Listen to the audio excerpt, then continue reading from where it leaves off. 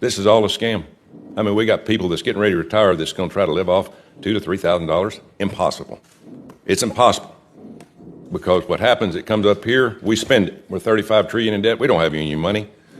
We're dead broke. And then taxpayers have $2 trillion in credit card debt. We are in huge trouble. In this body, we had better start figuring that out, because we're going to have a run on this city here soon, and there's going to be about 150 million people coming up here saying, where's our damn money that we paid in? I could have put my Social Security money, 40 years, in tax in the market, and probably be worth 8 to 10 million today. But the federal government wasted it. So I'll get off my horse there. But it's good that we have this, because we got, I get a little pension check from education. I was part of a union.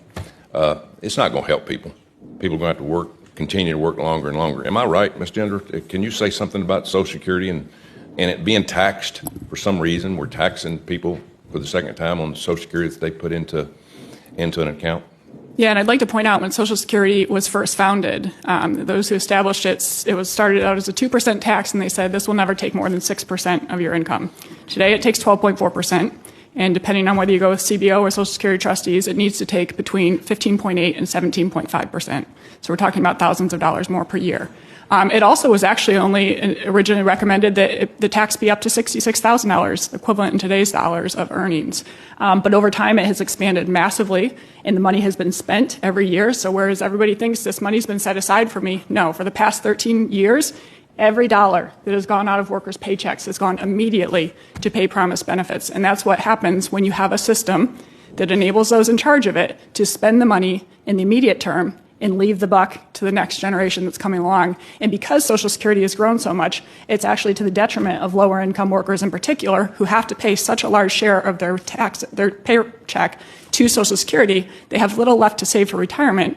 And then lower income and African American workers have the lowest life expectancies. So they are the most likely to get nothing back in return. 1 out of 4 African American men will die between the ages of 45 and 64 after having paid into this system for decades, tens if not hundreds of thousands of dollars, and they might get nothing back. What's the solution?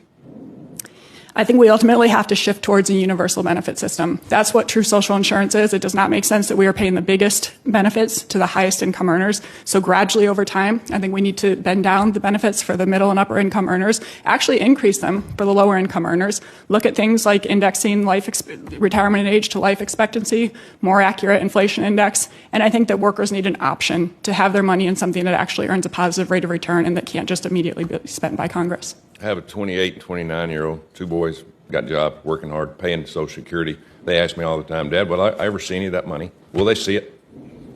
I think they will see some of it. That's the exact same thing I hear whenever I ask a group of younger workers, and none of them raises their hand. So I think that there will be something there, but it's not going to be what has been promised. Mr. Stevens, you got anything to add to that?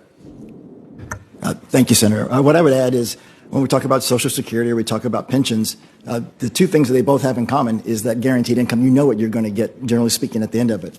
What I reference in terms of protected retirement, we have developed now solutions that get at both of those in a very efficient way, and they also address the issue around market volatility, because we have step-ups and lock-ins. And it's a very efficient way to deliver that to millions of Americans that we've been talking, and that's all because of what you all did around Secure Act 1.0 and 2.0. They have put us in a position to do that. And that's why I'm really encouraging us to have every 401k plan, 457 plan, 403b plan add at least one of those solutions so that the American workers can choose. If they want to know what they're going to get in retirement, we can deliver that for them. Young people of all ages ask me, why can't we put our money in our own 401k instead of put it in Social Security? Is there an answer to that? I think what I love is that they're asking the right question. Savings in any way is a good thing.